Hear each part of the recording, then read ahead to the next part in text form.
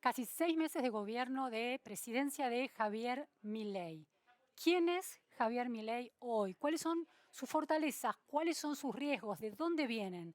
¿De su propio armado político? ¿De la oposición, del kirchnerismo más duro?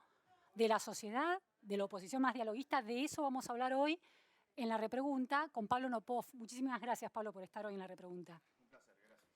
Pablo es, un especialista en estos temas de campañas electorales, comunicación política, análisis político, es socio fundador de Isonomía Consultores, ha manejado y maneja campañas tanto en la Argentina como en el exterior, es también docente universitario en la Universidad de El Salvador y en la Universidad de Itela.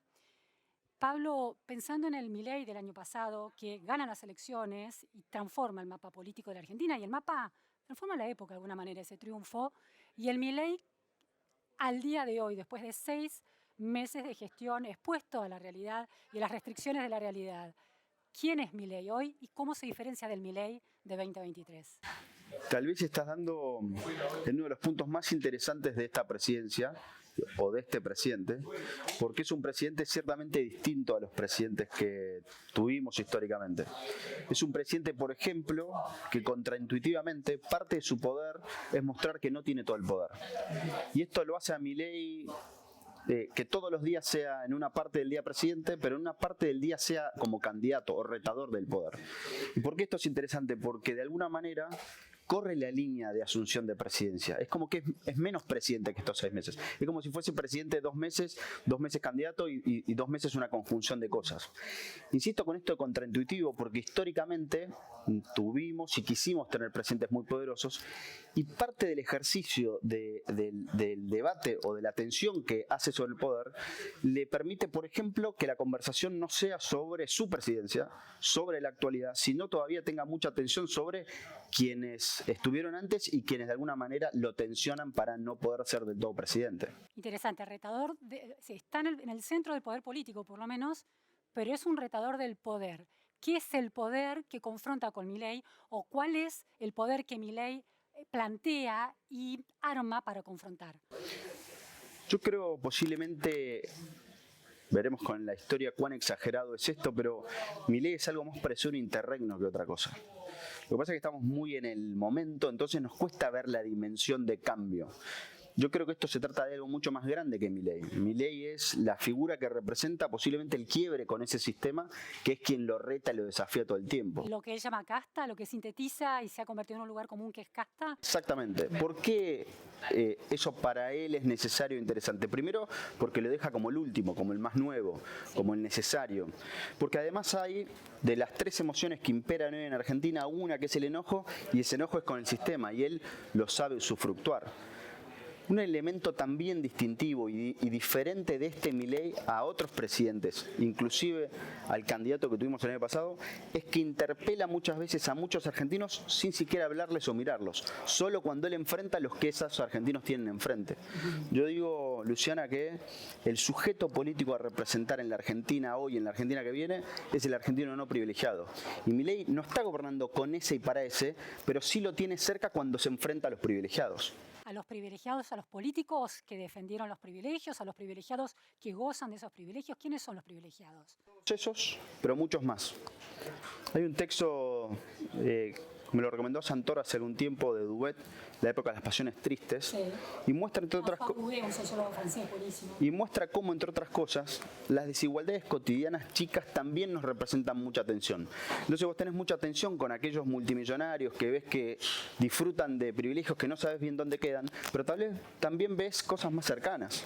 Y esas cosas más cercanas también te generan mucha tensión. De alguna manera, reordenar esta idea de privilegios versus no privilegios, a Milei lo pone en un lugar que tal vez ni él pensaba que podía tener y representando gente que tal vez él tampoco pensaba que podía representar. Insisto con esto, él no gobierna con los no privilegiados, creo que a veces ni siquiera los mira, pero de alguna manera, enfrentándose a los que ellos enfrentan, hace una conjunción.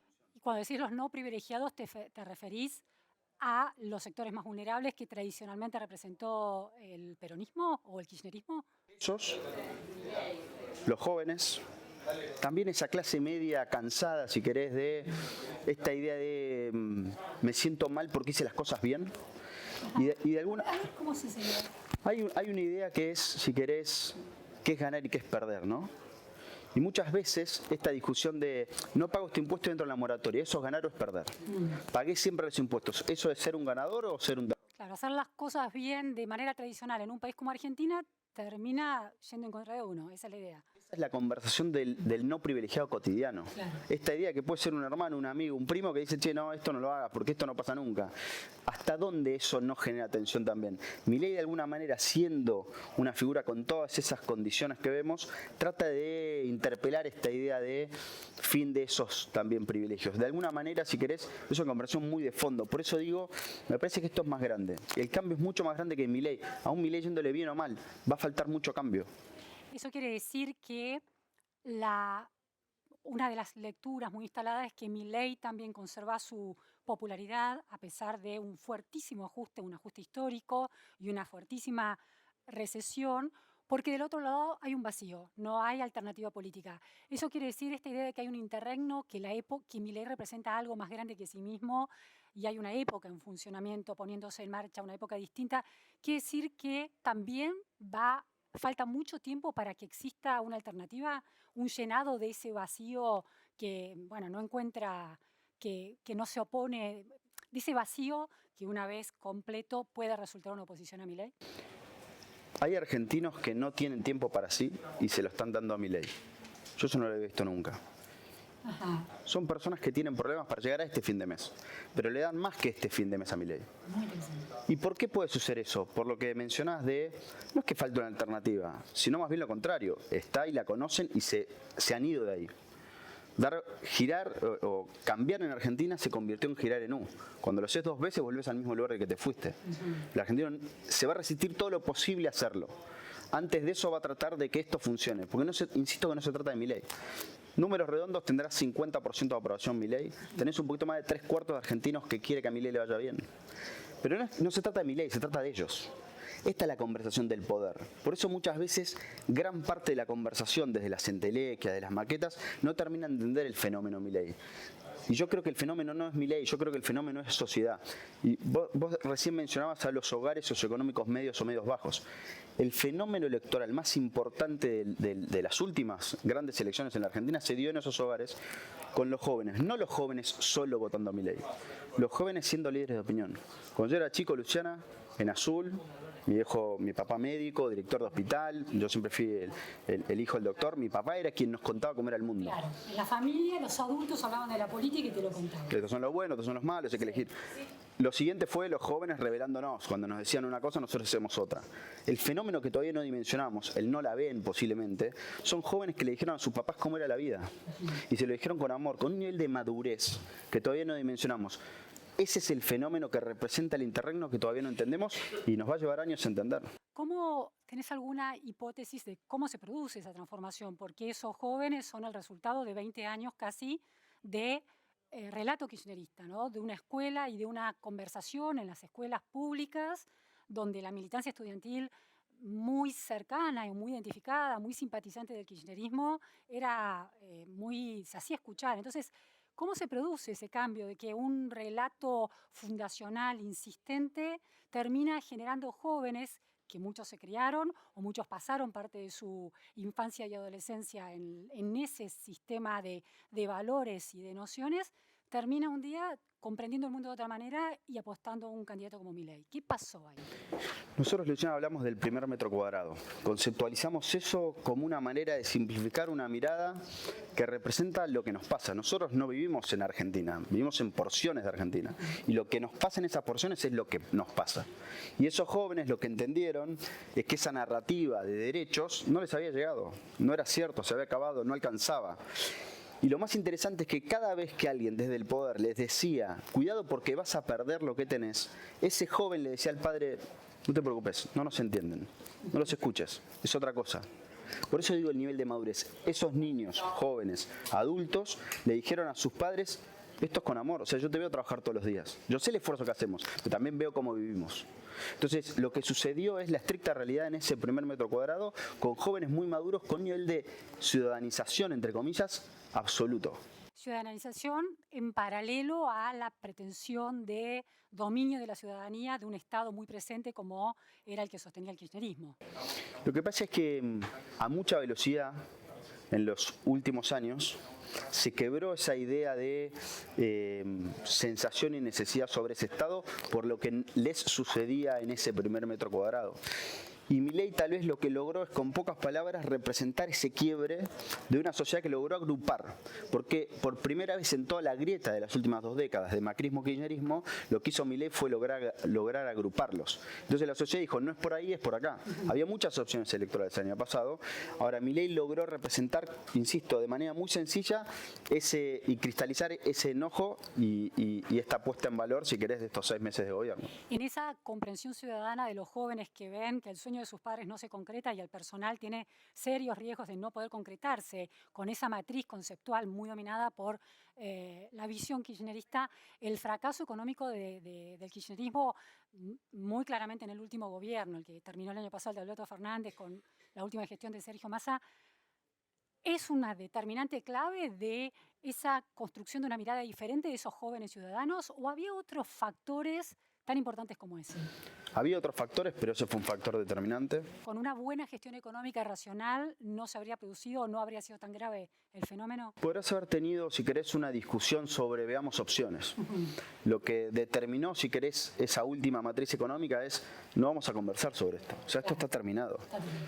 Por eso no se trataba de lo que ofertaban otros, se trataba de correr de ese lugar. ¿Y las otras variables que intervienen en ese fenómeno? Lo que pasa es que, insisto con esto, agrupar. Milei logró agrupar a eso como un sistema y logró pararse después de ese sistema y logró de alguna manera representar eso que no estaba representado. Insisto con esta idea de los no privilegiados. Los no privilegiados de la cotidianeidad en ese primer metro cuadrado de la Argentina pusieron presidente. A ver si me parece muy estimulante esa idea de los no privilegiados. Milei construyó una categoría que es la casta, puso a toda la oposición en la misma bolsa, construyó un monstruo y se presenta como el único que puede enfrentar a ese monstruo. Todos los políticos representan lo mismo excepto él. Lo que vos estás diciendo es que del otro lado está la política, ¿no? Que queda como el enemigo y la casta. Y del otro lado la operación, aunque no es una operación de Milei porque no habla en esos términos, pero la operación simbólica resultante es que todos aquellos que fueron perjudicados por todos esos que integran la casta se convierten en los no privilegiados. No importa el nivel socioeconómico, no importa si son clase media, clase alta que paga impuestos o los sectores populares muy, muy golpeados. Son 2 categorías muy grandes, casta versus no privilegiados.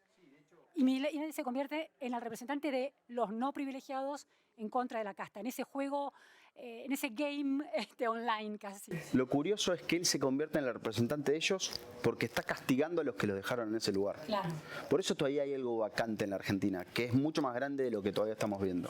Y fíjate que en los hogares que vos mencionaste, si querés, en los hogares de niveles socioeconómicos más altos, mencionaste la parada de impuestos, uno de los mantras kriptonitas de Milei. Mencionás la inflación en los segmentos socioeconómicos más bajos, consumo en todos esos segmentos.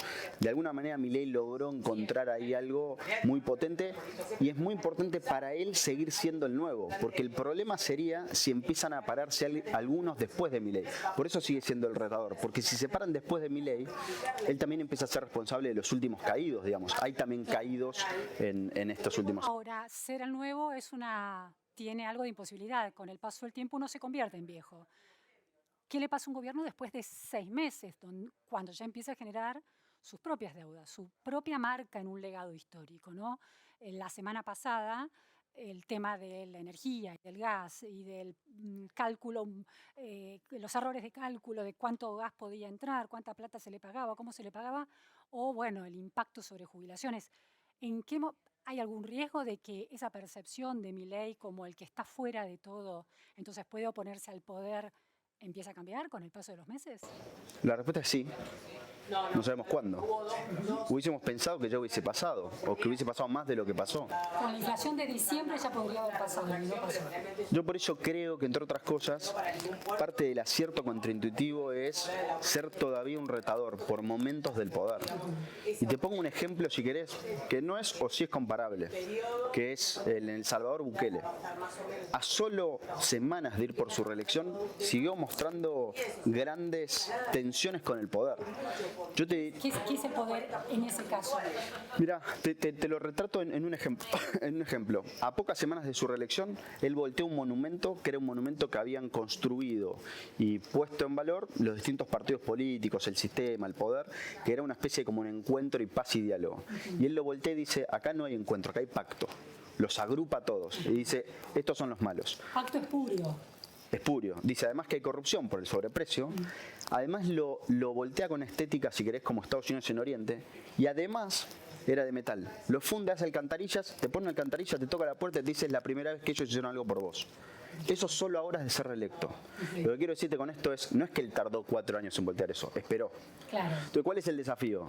¿Cómo esperás? Claro, en una Argentina que lo apremia lo económico. Entonces vos vas a tener tensiones en donde él necesita ser presidente para bajar la inflación y ser candidato para desafiar el poder. En algún lugar eso se convierte en esquina y veremos ahí qué sucede. Es interesante eso, la idea de que tiene que renovar al enemigo todo el tiempo, esa tensión con su enemigo. Y su enemigo más cercano es la gestión kirchnerista, es ese legado de los zurdos, ¿no? Del colectivismo que él señala. Ahora, Milei hace otra cosa, a mí me llama muy poderosamente la atención la voluntad que tiene en construir relatos futuristas, relatos sobre el futuro. Aun cuando va al siglo XIX, es para plantear el futuro que esa Argentina logró construir con lo que él dice, la Argentina, el país más rico del mundo, a principios del siglo XX. Y después el viaje a Estados Unidos, ¿no? Esa repetición de viajes a Silicon Valley, a los gigantes tecnológicos. ¿Qué función tiene en este análisis tan fino que estás haciendo esa insistente construcción de futuros que creo que como ningún presidente de la democracia plantea tan insistentemente la predicación en tiempo verbal de una Argentina del futuro? ¿Qué ves ahí? ¿Qué función política tiene eso? Hay 2 emociones y media hoy en la Argentina, preponderantes. Una sobre el pasado, el enojo con el sistema. Pasado cercano, el del kirchnerismo. El de hace unos minutos atrás. Y eventualmente también el de Cambiemos, que frustró. Agrupás, si querés, las últimas 2 décadas. Enojo con el pasado. Angustia con el presente, es más chica que el enojo, pero empieza a crecer. Y la emoción favorable para Milei es la del futuro, la expectativa. Esperanza, ¿no? En algunas encuestas. Es casi el único presidente que no tiene contentos presentes. En general, la variable de oficialismo-oposición te hace ser optimista o pesimista. El kirchnerismo y el macrismo había hecho grieta hasta en eso. Entonces vos, si eras macrista, estabas contento si gobernaba el macrismo y viceversa si gobernaba el kirchnerismo. Con Milei no hay contento sobre el presente. Entonces lo que hay son los que dicen que es con esto lo que puede estar mejor. Por eso él también te tira para el futuro muchas veces. Entonces eso es muy, si querés, muy potente para Milei porque no tiene que resolverte problemas hoy. El tema es, bueno, al futuro llegamos más cerca, al futuro lo estirás, el futuro llega y no es. Pero de fondo, si querés, la conformación de emociones explica por qué Milei juega con esa lógica de futuro. Y lo de los viajes también representa lo que decíamos antes. Milei viaja más como una figura internacional, una persona que desafía una parte del poder internacional mucho más que como un presidente de Argentina. A tal punto que su agenda representa un poco eso. Pero te digo un dato, si querés, menor. En su video de Twitter no dice presidente. Sí, economista dice. Esto representa lo que es Milei cuando viaja, cuando te dice algo del futuro o cuando está sentado acá y nos cuenta qué mira y qué ve. Pablo, vos estás viajando por el mundo en tu rol de asesor de campaña o analista electoral, político, etcétera, tanto en América Latina, África. ¿Cuánto en esta especie de nacimiento de una nueva época y Milei como catalizador de esa época o como parte de la emergencia de esa época en la Argentina, qué variables o qué capas de sentido están sucediendo y se están construyendo en ese mundo que estás recorriendo como para que decir que la Argentina es parte de una época mayor aún que la Argentina. Sí. Mira, hay un segmento que lo hemos encontrado en otros lugares, que otros ya lo habían detectado afuera y que empezaban a decir que estaba acá. Nosotros le pusimos de nombre los Homo Streamer. Si querés, saliendo del Homo sapiens, pasando por el Homo digitalis de Ray Lennon y llegando hasta acá. Son personas en Estados Unidos detectado casi el 20%, que consumen información cuando quieren, que la mayoría entra al proceso electoral, que tiene una mirada sobre las cosas, que consume lo que quiere cuando quiere y que es mucho más dueña de su cotidianeidad informativa que el resto de las personas. Esas personas se están moviendo muy cerca de la elección. Te digo los 5 países que un estudio de Oxford y Reuters encontró que son en donde más se ha caído el consumo de información y donde más, diríamos nosotros, Homo Streamer hay. Y son países donde vas a ver que hay fenómenos electorales que representan quiebres. Estados Unidos, Brasil, Reino Unido, Brexit, España y nosotros. Son países en donde hay un grupo poblacional que nos está diciendo con mucha claridad y contundencia cómo empiezan a hacer las cosas. Yo te decía, los jóvenes liderando opinión acá, Homo Streamer diciéndonos más cerca de la elección cómo son las cosas. Lo que quiero decir con esto es la redefinición de la distribución de poder empieza a ser cada vez más grande en nuestras democracias. ¿Cuánto? A ver. No, y una cosa muy contraintuitiva. En teoría sabemos mucho de este mundo. O sea, hoy podemos saber muchísimo más de lo que sabemos hacer del mundo. Ahora no entendemos más sabiendo más. Este es el fenómeno que todavía tenemos que desafiar. Sí, la proliferación, el aumento exponencial de información hace que sea más desafiante interpretar, ¿no? Conectar puntos y encontrar sentido. En 2021, todavía dentro de la pandemia, pero bueno, pasando ya el pico, los talibanes que habían prohibido la televisión empezaron a publicar en Twitter, ¿no? Cuando se estaba yendo Estados Unidos de Afganistán. Daban conferencias pro-islámicas en Twitter. En ese año, la Universidad Johns Hopkins, una de las 3 investigadoras de la universidad, de una de las escuelas de la universidad, publica un trabajo sobre cuáles eran los economistas más influyentes, con más presencia en las redes sociales. Milei era el número 1, ¿no? Segundo, Axel Kaiser, economista chileno, también muy cercano a Milei. ¿Qué rol tuvo el encierro, la pérdida de libertad y esa potenciación del mundo virtual de la pandemia en estos nuevos fenómenos y puntualmente en el fenómeno Milei? Absoluto. La pandemia, por varios motivos, fue un catalizador y un acelerador. Primero porque te mostró en muchos ejemplos de nuestra vida cotidiana que no necesitabas intermediación. Y eso, gran parte de las figuras como Milei pusieron en jaque al Estado como figura que intermedia en un montón de cosas. Segundo, porque puso en jaque, si querés, esta diferencia en donde aparecían no privilegiados, que eran los que, por ejemplo, no trabajaban en el Estado. Claro. Y ahí es el no privilegio cotidiano. Es un hermano tuyo, es un primo, es un amigo tuyo, en el que vos decías, esto no es justo. Bueno, los funcionarios recibiendo vacunas antes que los ciudadanos. ¿Sí? Si bien es cierto que en países como el nuestro el Estado resolvió con un montón de situaciones complejas el tema de vacunación, también rompió un montón de cosas en materia económica y esa conversación se dio después y no antes. Entonces, lo que deja la pandemia, si querés, es como grandes perdedores a los que necesitaban de un montón de cosas que contraintuitivamente hubiesen pensado que una pandemia los podía poner en valor y en realidad fue un acelerador de lo contrario. Ahora te digo una última cosa de por qué Milei funciona en esos procesos. Al comienzo de la pandemia se vio un incremento del consumo de información. Queríamos saber qué pasaba. Sí, estábamos frente a la televisión viendo todo el tiempo información. Decidimos hacer todo lo contrario, porque nos hacía mal. Sí. No podíamos hacer nada con lo que decía, nos hacía mal, ya no nos interesaba. Ahora, había algo que con mucha nitidez seguía diciendo cosas. Y el factor nitidez no es menor. Si hay algo que tiene una figura como la de Milei es absoluta nitidez.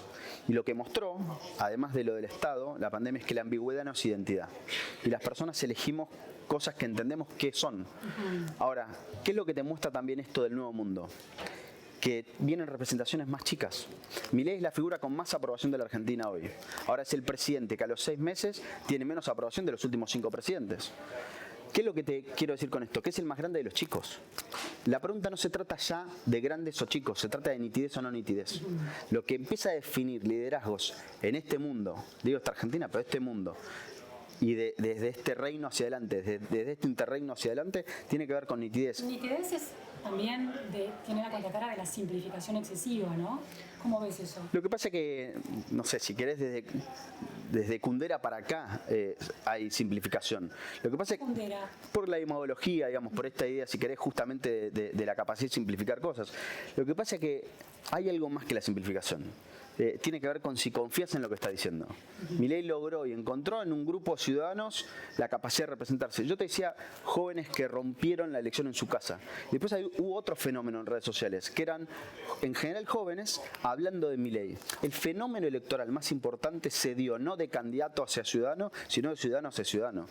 Y tiene toda lógica de que vos le creas mucho más a una persona que en serio se parece a vos que alguien que dice que se quiere parecer a vos, o peor aún, que se disfraza de algo para querer parecerte a vos. El tema de la nitidez me parece particularmente interesante para ir cerrando la entrevista.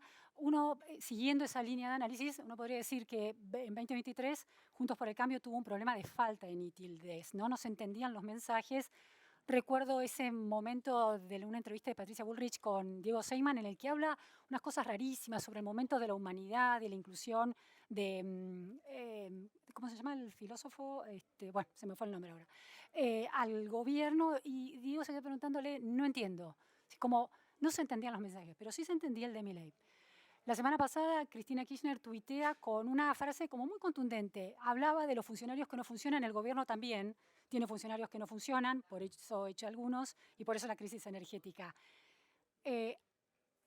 Sigue siendo Cristina Kirchner la que tiene la mayor capacidad de encontrar esos mensajes de nitidez que empiecen a representar algo, o hay alguna otra alternativa en la oposición que pueda recortarse por ese lado. Cristina Fernández de Kirchner es, si querés, como una figura que tiene mucha claridad para retar la centralidad que tiene Milei.